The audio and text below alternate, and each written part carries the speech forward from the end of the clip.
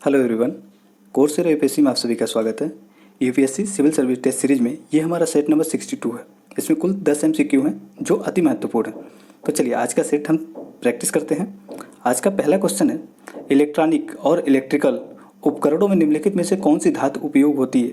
इनमें से कौन सी ऐसी धातु है जो ट्रिपल ई में सम्मिलित होती है? मतलब इलेक्ट्रॉनिक और इलेक्ट्रिकल उपकरणों में किनका उपयोग किया जाता है? ए दिया है कॉपर, 2 दिया है चांदी, 3 दिया है सोना, 4 दिया है मैग्नीज, 5 दिया है क्रोमियम और 6 दिया है जिंक। तो बताइए इनमें से किनका उपयोग होता है इलेक्ट्रिकल और इलेक्ट्रॉनिक उपकरणों में? उम्मीद है सभी लोगों ने आंसर लगा लिया होगा। देखिए ये सभी रेयर अर्थ एलिमेंट है, इन सभी का उपयोग होता है, तो इसका डी आंसर करेक्ट है। आप लोगों ने सुना होगा नोड के बारे में, जो ओशियन में पाए जाते हैं नोड, ये काफ़ी महत्वपूर्ण होते हैं। और सबसे ज़्यादा कौन इसको एब्स्ट्रैक्ट करता, निकालता है कौन ओशियन से? तो चाइना निकालता है सबसे ज़्यादा। तो जो नोड होते हैं, नोड में पाए जाते हैं। नोड किस तरह से? तो ओशियन के जो नीचे वाला स्तर होता है, सतह होता है, वहाँ पे ये गोल गोल पाए जाते हैं, तो इनको एब्स्ट्रैक्ट करके निकाला जाता है। उनमें से सारी ये धातुएं पाई जाती हैं। किसी भी देश में अगर IT सेक्टर को बढ़ावा देना है, इलेक्ट्रॉनिक उपकरणों को बढ़ावा देना है, तो इसकी ज़रूरत बहुत ज़्यादा होती है इन सभी धातुओं की। कौन कौन सी धातु हैं? लोहा भी है इसमें, तांबा भी है, चांदी भी है, सोना है, एल्युमिनियम, मैग्नीशियम, क्रोमियम, यहाँ तक कि जस्ता भी है। इन सबका उपयोग होता है विनिर्माण, विभिन्न प्रकार के धातुओं, मतलब इलेक्ट्रिक उपकरणों के निर्माण में इन सभी धातुओं का उपयोग होता है। चलिए अगला क्वेश्चन देखते हैं। आज का अगला क्वेश्चन है, निम्नलिखित कथनों पर विचार कीजिए। कथन 1 कह रहा है कि पिछले कुछ वर्षों में भारत ने अपने खाद्य तेल के उत्पादन में वृद्धि की है और इसकी लगभग 10% मांग आयात के माध्यम से पूरी की जाती है। जितने हमारे वहाँ खपत होता है उसका 10% आयात के माध्यम से पूरा किया जाता है, पहला कथन कह रहा है। कथन 2 कह रहा है कि पाम तेल भारत में खाद्य तेल के आयात का प्रमुख हिस्सा है। कथन 3 कह रहा है कि भारत में पाम तेल को प्रमुख रूप से अर्जेंटीना और ब्राज़ील से आयातित किया जाता है। तो बताइए इनमें से कौन सा कथन सही है? उम्मीद है सभी लोगों ने आंसर लगा लिया होगा। अगर हम देखें तो भारत का जो यहाँ पे खाद्य तेल है, उत्पादन में वृद्धि तो हुई है, लेकिन अभी भी हमारे वहाँ काफ़ी बड़ी मात्रा में, लगभग मान के चलिए 56%, मतलब आधे से ऊपर हम इंपोर्ट करते हैं। और इसका अगर क्षमता देखें कितना है मीट्रिक टन, तो 13.35 के, मतलब मान के चलिए 13.35 मीट्रिक टन इंपोर्ट करते हैं हम लोग ऑयल। इसमें सबसे ज़्यादा हिस्सा किसका है? तो पाम ऑयल का सबसे ज़्यादा है, ये लगभग 7 मीट्रिक टन अकेले पाम ऑयल है। सोयाबीन ऑयल कितना है? तो ये 3.5 मीट्रिक टन है। अगर सूरजमुखी का देख लिया जाए तो सूरजमुखी का है 2.5, तो ये सबसे कम है सूरजमुखी। फिर उसके बाद कौन सा है? सोयाबीन, और सबसे ज़्यादा है पाम ऑयल। तो दूसरा कथन देखें तो यहाँ पे पाम तेल भारत में खाद्य तेल का प्रमुख आयातक है, तो ये बिल्कुल सही हो जाता है दूसरा। पहला तो गलत हो गया, दूसरा सही हो जाता है। तीसरा देखें तो भारत में पाम तेल को प्रमुख रूप से अर्जेंटीना और ब्राज़ील से आयातित किया जाता था। आप बताइए ब्राज़ील और अर्जेंटीना में क्या पाम ऑयल प्रोडक्शन किया जाता है? अगर थोड़ा भी आपको आइडिया हो तो नहीं किया जाता वहाँ। ये आयात किए थे पाम ऑयल कहाँ से? इंडोनेशिया और मलेशिया से। तीसरा भी गलत हो गया। ऐसे हमारा आंसर होता है बी, केवल 2। देखिए सूरजमुखी का तेल कहाँ से आयातित किया जाता है? अगर सूरजमुखी की बात की है तो ये आयातित किया जाता है यूक्रेन और अर्जेंटीना से। वहीं अगर देखें सोयाबीन ऑयल की तो अर्जेंटीना और ब्राज़ील से। तो यहाँ पे सारे डिटेल दिए हुए हैं, और डिटेल मतलब कितना कहाँ से आयातित किया जाता है, किसकी कितनी मात्रा है, आप यहाँ पे देख सकते हैं। ताड़ का तेल या palm oil 7 million tonne import किया जाता है। वहीं सोयाबीन ऑयल देखिए 3.5 मिलियन टन, और यहाँ देखा जाए यहाँ सूरजमुखी तो ये 2.5 है। इन सब का देख सकते हैं कौन कहाँ से इंपोर्ट किया जाता है, ये सारे विवरण यहाँ पे दिए हुए हैं। जिन लोगों ने बी लगाया था उनका सही है। चलिए अगला क्वेश्चन है, उत्तर पूर्व भारत में निम्नलिखित में से किन राज्यों में टाइगर रिजर्व नहीं है? आपको ये बताना है। कथन ए दिया असम, बी दिया नागालैंड, सी दिया अरुणाचल प्रदेश, डी दिया मणिपुर। उम्मीद है सभी लोगों ने यहाँ आंसर लगा लिया होगा। अगर देखें तो नॉर्थ ईस्ट में केवल 3 ऐसे राज्य हैं जहाँ पे क्या है? Tiger reserve. तो वो कौन कौन से राज्य हैं? अगर आपको पता हो तो आप आसानी से आंसर लगा लेंगे। यहाँ पे देखें तो हमारा आंसर करेक्ट होगा। देखें तो असम में है, नागालैंड में नहीं है, अरुणाचल प्रदेश में है, मणिपुर में, अरुणाचल प्रदेश में है नहीं है, अरुणाचल प्रदेश में 3 हैं। अरुणाचल करेक्ट है, 2 से 3 सही है। अब मणिपुर में है कि नहीं है बताइए? मणिपुर में नहीं है, तो 2 और 4 किस में? ए में दिया हुआ है। 2 और 4 करेक्ट आंसर है। तो हम देखें अगर तो कौन कहाँ पे है? असम में कौन कौन से हैं टाइगर रिजर्व? तो असम में अगर देखें तो मानस टाइगर रिजर्व है, नामरिया है, काजीरंगा है, फिर ओरंग है। असम में इनका संबंध है। फिर अरुणाचल प्रदेश में देख लें तो नामदफा, पक्के और पकुई, पक्के या पकुई दोनों कहते हैं, कामलांग, ये अरुणाचल प्रदेश के। और दम्पा जो टाइगर रिजर्व है ये मिजोरम में है। तो हम मिजोरम को छांट रहे थे, लेकिन मिजोरम में भी हैं। तो अभी ये चीज़ याद रखिएगा। अभी TX2 के बारे में आपने सुना होगा, TX2। तो ये देखिए इसमें क्या हुआ था, भारत ने 2014 से लेकर के 2018 के बीच में अपने वहाँ टाइगर रिजर्व की संख्या बढ़ा लिया है, लगभग डबल कर लिया हम। मतलब जो टारगेट हम बनाए थे उसके बाद से सीधे हमने इंक्रीज़ किया, काफ़ी ज़्यादा इंक्रीज़ हुआ हमारे वहाँ। तो जितना हमने टारगेट सेट किया था उसके बाद डबल कर लिया हम लोगों ने। तो यहाँ पे भारत में इस समय है 2967 टाइगर हैं हमारे वहाँ अवेलेबल, जो एशिया में सबसे ज़्यादा हैं। अगर देखें यहाँ पे टोटल पॉपुलेशन इंडिया में 2967 आसपास हो जाएगा। फिर रसिया का नंबर आता है, फिर इंडोनेशिया, मलेशिया, यहाँ पे देख सकते हैं। थोड़ा सा बस आइडिया रहेगा आपको तो सही रहेगा। चलिए अगला क्वेश्चन देखते हैं। अगला क्वेश्चन, निम्नलिखित युग्मों को सम्मिलित कीजिए और नीचे दिए गए कूट का प्रयोग कीजिए। यहाँ पे दिया हुआ लड़ाइयाँ, पानीपत की प्रथम, द्वितीय और तीसरी। यहाँ पे दिया किनके किनके बीच हुआ था, ये चीज़ दिया हुआ है। तो बताइए पानीपत की पहली लड़ाई किसके किसके बीच हुई थी? 1526 में हुई थी। और किसके किसके बीच हुई थी? इब्राहिम लोदी और बाबर के बीच। यहाँ पे अगर देखें इब्राहिम लोदी और बाबर के बीच। दूसरी लड़ाई किसके किसके बीच हुई थी? पानीपत की दूसरी लड़ाई। पानीपत की दूसरी लड़ाई तो 1556 में हेमू और अकबर के बीच। तो हेमू और अकबर के बीच में। और तीसरी देखें तो पानीपत की तीसरी लड़ाई किसके किसके बीच हुई थी? 1761 में होता है, अहमद शाह अब्दाली और मराठा सेनापति सदाशिव के बीच में। तो इसका जिन लोगों ने लगाया सी, तो उनका बिल्कुल करेक्ट है। एक अगर देखें तो पानीपत की दूसरी लड़ाई मुगल साम्राज्य की नींव पड़ती है, बाबर आता है और यहीं से मुगल साम्राज्य की नींव रखता है। पानीपत की दूसरी लड़ाई देखें तो दूसरी लड़ाई होती है अकबर ने राजा हेमू विक्रमादित्य का मुकाबला किया था यहाँ पे, तो दूसरी सही होगी। दूसरी कब हुई थी? 1556 में।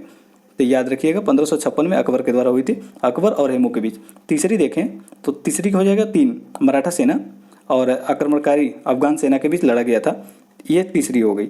मतलब अहमद शाह अब्दाली और मराठा सेना सदाशिव राव भाऊ के बीच में हुआ था। तो ये कब हुआ था? 1761 में। 1761 आप याद रखिएगा। तो जिन लोगों ने इसमें लगाया था सी, उनका करेक्ट है। यहाँ पे देख सकते हैं वही व्यूअर दिया हुआ है, सी करेक्ट आंसर है। जिन लोगों ने सी लगाया था उनका सही है। चलिए अगला क्वेश्चन देखते हैं। अगला क्वेश्चन, निम्नलिखित में से कौन ब्रिटिश शासन के दौरान सिपाहियों के बीच असंतोष का कारण था? मतलब सिपाहियों के बीच जो 1857 की क्रांति हुई थी उसमें जो सैनिक विद्रोह था वो क्यों हुआ था, उनके क्या क्या कारण थे, उसके बारे में आपको बताना है। कथन एक कह रहा है कि भारतीय सिपाहियों के साथ नस्ली और पदोन्नति तथा विशेषाधिकार के मामलों में भेदभाव किया जाता था। कथन 2 कह रहा है कि सामान्य सेवा भर्ती अधिनियम पारित करना और विदेशी सेवा भत्ता न देना। कथन 3 कह रहा है कि कंपनी की सेना और छावनियों में सेवा की शर्तें सिपाहियों के धार्मिक विश्वासों का आघात पहुंचाना। तो बताइए इनमें से कौन से कारण थे असंतोष के? उम्मीद है सभी लोगों ने आंसर लगा लिया होगा। ये सभी कारण थे, इनकी वजह से 1857 की क्रांति संपन्न हुई। देखिए पहले कारण क्या थे? धार्मिक विश्वासों को आघात पहुंचाया गया। जैसे कि उनके पहला कारण था जो सुअर की चर्बी वाला, फिर गाय की चर्बी, दोनों का यूज़ किया जाता। तो मुस्लिम और हिंदू दोनों सिपाही इससे प्रभावित हुए, धार्मिक विश्वासों का आघात पहुंचा। फिर क्या हुआ था? हिंदू धर्म में क्या होता था? समुद्र पार करने को ये उनको जात से निष्कासित कर दिया था अगर वो कोई समुद्र पार करता है तो। लेकिन 1856 में क्या हुआ? लॉर्ड कैनिंग के सरकार ने जनरल सर्विस एनलिस्टमेंट एक्ट पारित किया और इसमें यह आदेश दे दिया गया कि सिपाही कहीं भी सेवा करने के लिए वचन देगा। जो भी सिपाही होगा वो कहीं भी सेवा देने के लिए वचन देगा। तो ऐसे में उनमें कहीं ना कहीं विद्रोह के भावना जागृत हुई, क्योंकि उनके धार्मिक जो अनुष्ठान थे उनका उल्लंघन हो रहा था, उनको आघात पहुंच रही थी इस तरीके से। और सिंध और पंजाब में सेवा करते समय उन्हें विदेशी भत्ता नहीं दिया जा रहा था, इससे भी वो परेशान हुए और उनमें कहीं ना कहीं इसके विद्रोह की भावना जागृत हुई। कब्जे ने यहाँ पे देखें अवध पर जो मतलब उसको हड़प नीति के माध्यम से कब्जा कर लिया गया था, कुशासन का आरोप लगा करके। तो उसके वजह से भी जो अवध के सैनिक थे उनके अंदर भी मतलब भावना भड़की इसकी वजह से। और सिपाहियों ने अधीनस्थ महसूस की। किसके अंदर? गोरे लोगों के अधीनस्थ लोगों को महसूस कराया गया। नस्ली और पदोन्नति में विशेषाधिकार को लेकर के भी उनमें असंतोष का मामला था। इन सब की वजह से 1857 की क्रांति हुई थी। चलिए अगला क्वेश्चन देखते हैं।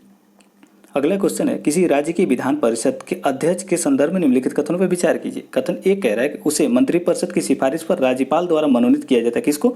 अध्यक्ष को। किसके? विधान परिषद के अध्यक्ष को।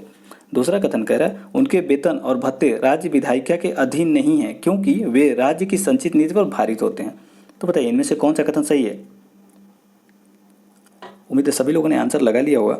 अगर आपने थोड़ा भी पॉलिटी पढ़ा है तो देखिए आपको पता होगा कि ये जो विधानसभा परिषद के अध्यक्ष होते हैं इनका चुनाव कौन होता है? ये परिषद के द्वारा ही किया जाता है, इसलिए पहला गलत हो गया। दूसरा चीज़ देखें, शक्ति और कार्य इनका किसके समान होता है? जो विधानसभा है उसके अध्यक्ष के समान ही होता है, और इनकी जो वेतन भत्ते हैं वो राज्य की संचित निधि पर भारित होते हैं, इसलिए दूसरा कथन सही हो जाता है। इस जिन लोगों ने बी लगाया है उनका सही आंसर है, बी इसका करेक्ट आंसर है। आप यहाँ पे ब्यूरेट देख सकते हैं, यहाँ पे ब्यूरेट दिया हुआ है, वही जो चीज़ें हमने आपको समझाया कि इनके अध्यक्ष के मामले में जो होता है, अध्यक्ष के वेतन और भत्ते राज्य विधायिका द्वारा निर्धारित किया जाता है, लेकिन जो राज्य की संचित नीति पर भारित होते हैं, जो अध्यक्ष होते हैं, जो इसके यहाँ पे विधान परिषद के जो अध्यक्ष होते हैं इनका तो फिक्स होता है, लेकिन जो विधानसभा के अध्यक्ष होते हैं उनका विधायिका को निर्धारित करती है, और भारत की संचित नीति पर भारत की नहीं, राज्य की संचित नीति पर, क्योंकि ये राज्य के है ना, तो विधानसभा की बात हो रही थी तो राज्य की संचित नीति पे होंगे। चलिए अगला क्वेश्चन है, निम्नलिखित कथनों पर विचार कीजिए। कथन एक कह रहा है कि मुख्य निर्वाचन आयुक्त और 2 निर्वाचन आयुक्त भारत के सर्वोच्च न्यायालय के न्यायाधीशों के समान वेतन और भत्ते प्राप्त करते हैं। कथन 2 कह रहा है कि मुख्य निर्वाचन आयुक्त या निर्वाचन आयुक्त अपने पद ग्रहण करने की तिथि से 4 वर्ष की अवधि तक पद धारण करते हैं।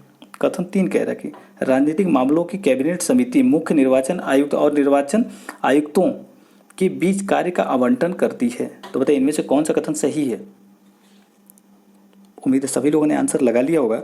अगर देखें तो यहाँ पे पहला कथन जो कह रहा है कि मुख्य निर्वाचन आयुक्त और अन्य 2 आयुक्तों जो होते हैं उनके जो भारत के सर्वोच्च न्यायालय के न्यायाधीशों के समान वेतन और भत्ते मिलते हैं, तो ये बिल्कुल सही बात है, पहला कथन तो सही है। दूसरा देखिए तो इनका जो कार्यकाल कह रहा है 4 वर्ष, ये बिल्कुल गलत है, 6 वर्ष होता है इनका कार्यकाल। तीसरा देखें कथन तो भारत के राजनीतिक मामलों की कैबिनेट समिति मुख्य निर्वाचन आयुक्त और निर्वाचन आयुक्तों के बीच कार्यों का आवंटन कर देती है, ये भी गलत है। देखिए ये आपस में सर्वसहमत से ही निर्णय करते हैं कि शक्ति मतलब कार्यों का आवंटन करते हैं आपस में, ये भी गलत है। 2 और 3 गलत है, हमारा सही आंसर ए। जिन लोगों ने ये लगाया था बिल्कुल सही उनका आंसर है। आप यहाँ पे देख सकते हो वही चीज़ें दी हुई हैं जो हमने अभी आपको समझाया। चलिए अगला क्वेश्चन देखते हैं। अगला क्वेश्चन है, यदि समवर्ती सूची में उल्लिखित विषयों पर राज्य कानून केंद्रीय कानून के विपरीत है तो निम्नलिखित में कथनों पर विचार कीजिए। कथन 1 कह रहा है कि राज्य का कानून केंद्रीय कानून पर प्रभावी होता है यदि राज्य विधानमंडल इसे विशेष बहुमत से पुनः पारित करती है। कथन 2 कह रहा है कि ज़्यादातर मामलों में ऐसे मामलों को सर्वोच्च न्यायालय के समक्ष प्रस्तुत किया जाता है जो व्यापक राष्ट्र हित से संबंधित कानून की वैधता पर निर्णय करता है। तो बताइए इनमें से कौन सा कथन सही है। उम्मीद है सभी लोगों ने आंसर लगा लिया होगा। जिन लोगों ने इसमें लगाया सी उनका गलत है, डी इसका करेक्ट आंसर होगा, क्योंकि दोनों कथन यहाँ गलत हैं। देखिए होता है क्या, 7वीं अनुसूची के बारे में आपने सुना होगा। 7वीं अनुसूची में क्या क्या 3 तरह की सूचियाँ बनाई गई, एक है स्टेट लिस्ट, दूसरा है सेंट्रल लिस्ट और एक समवर्ती सूची है।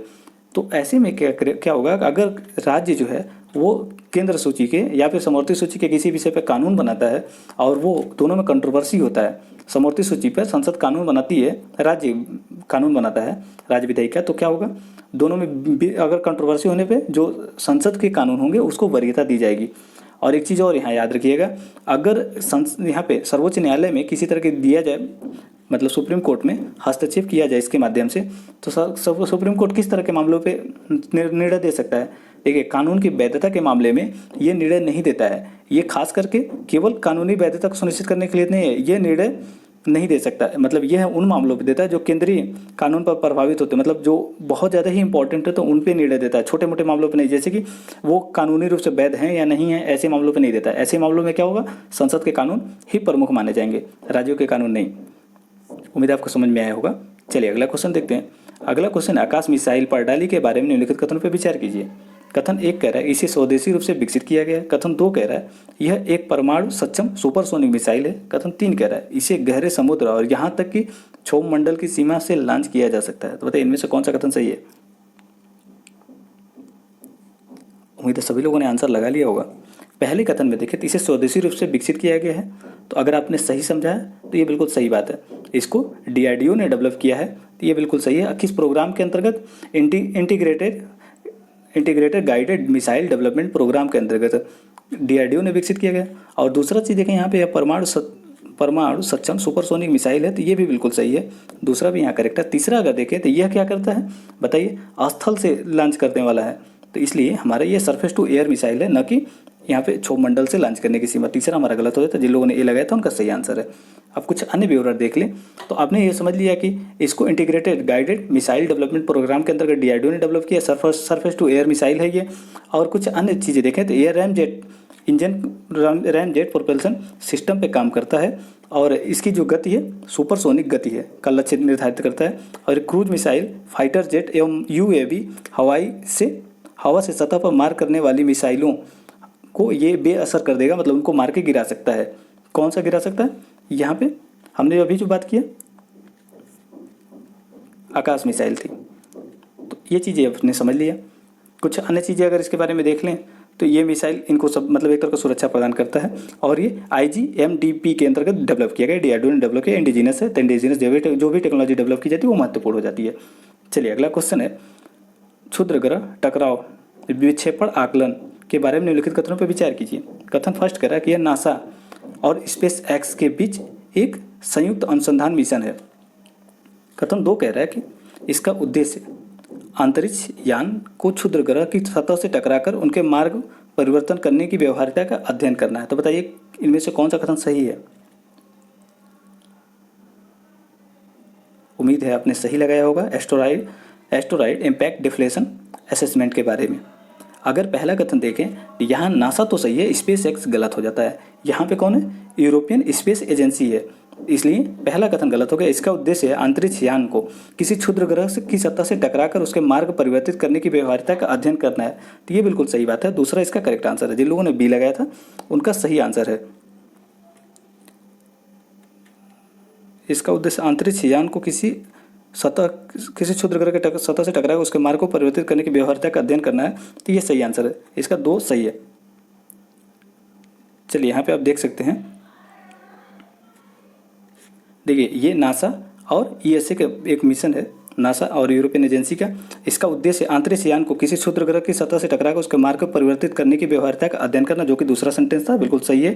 देखिए ये क्या करना है, आप देखेंगे तो पृथ्वी और मंगल ग्रह के बीच में दो क्षुद्र ग्रह हैं, वो कौन से? डिमोस ए और डिमोस बी। ऐसा किया जा रहा है कि स्पेस क्राफ्ट के माध्यम से इनके टकरा करके इनके मार्गों को परिवर्तित करने की व्यवहार्यता का अध्ययन किया जाएगा।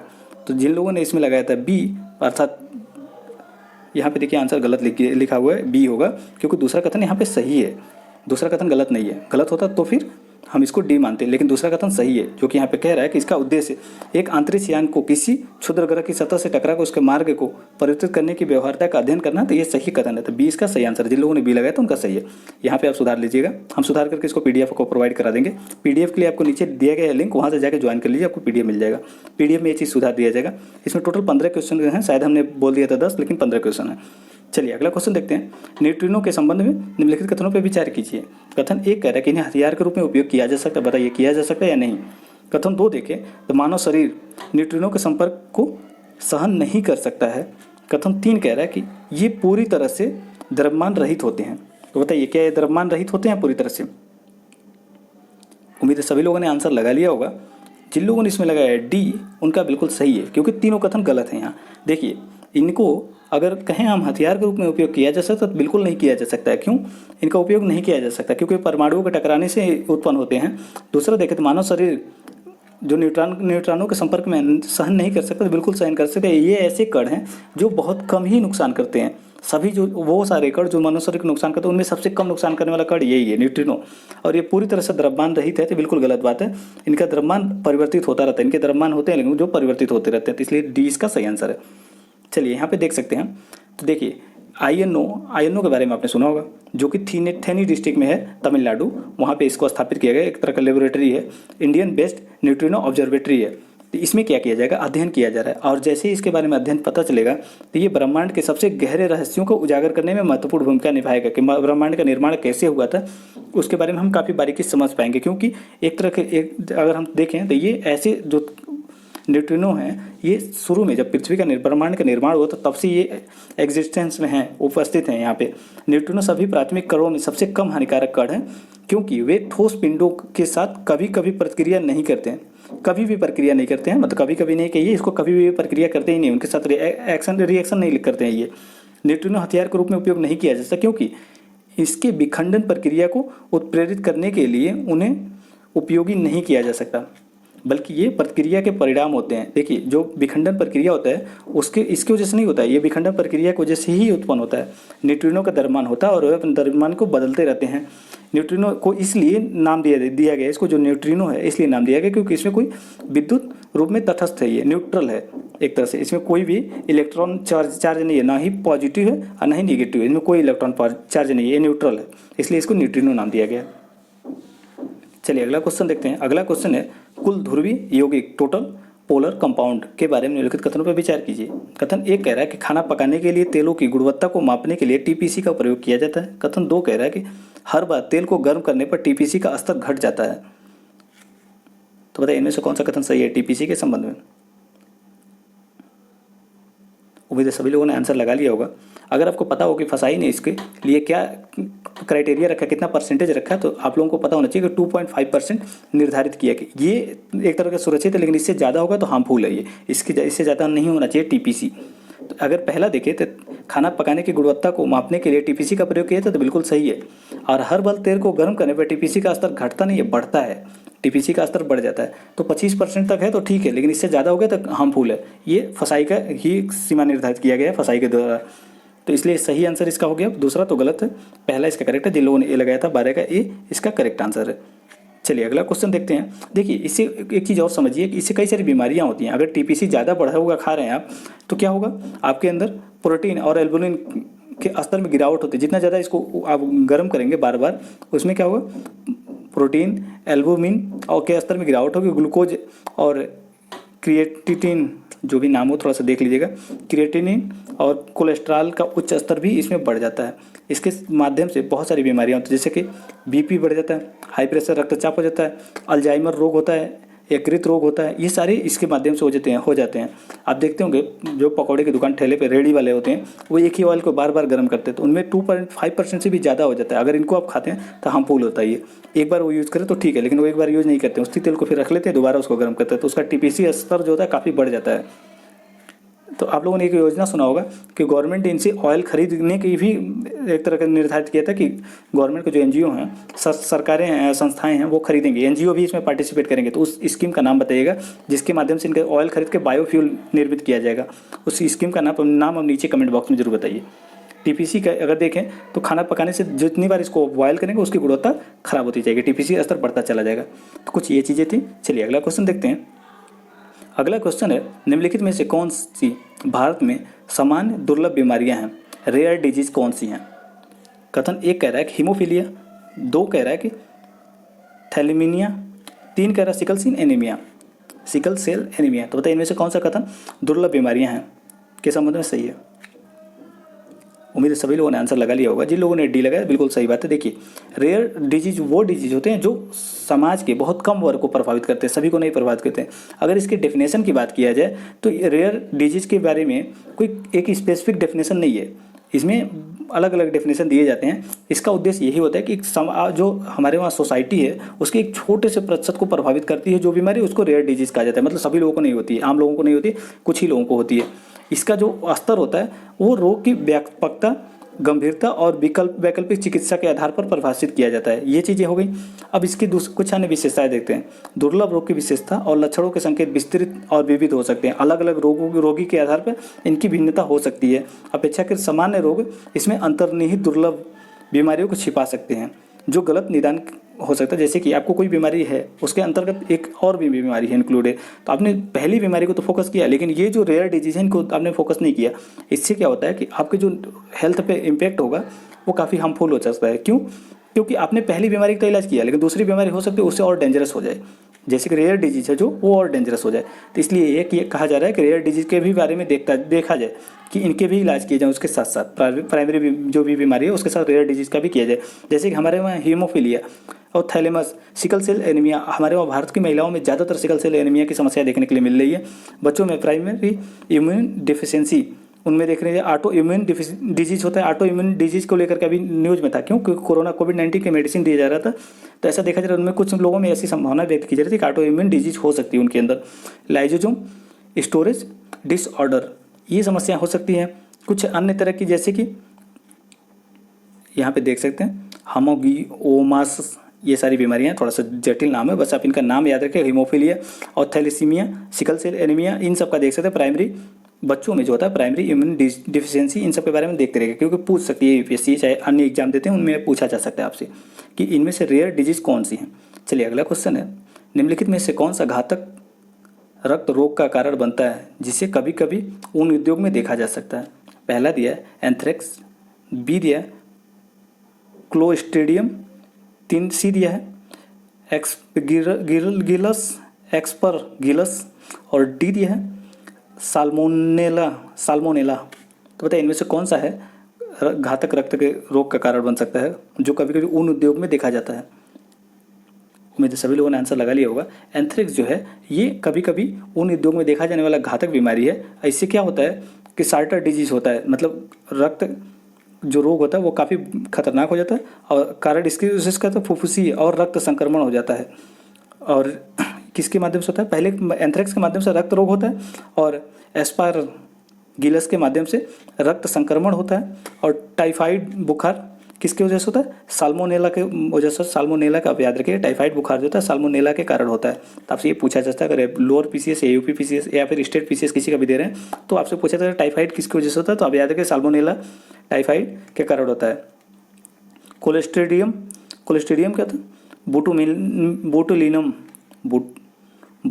बोटुलिनम व्यक्ति के तंत्रिका तंत्र पर हमला करता है, जिसके शोषण, निगलने, अब बोलने,